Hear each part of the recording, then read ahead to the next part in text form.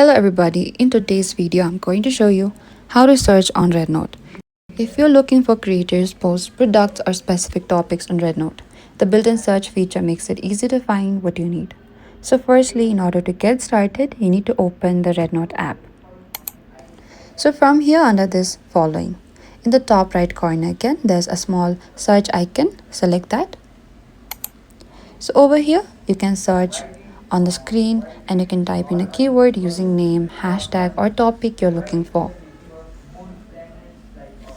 So here, after entering a search, RedNote will display a list of relevant results. Depending on your search, you can browse different categories such as uses, products, images. And whenever you find a result you're interested in, you can simply tap on it to open it. And from there you can view content, follow creators, save posts or interact with them. And that is it. That's how you can search on RedNote, whether you're looking for people to follow or new content to explore. The search feature makes it quick and easy to discover what interests you. Thank you for watching this video. I hope this video helps you.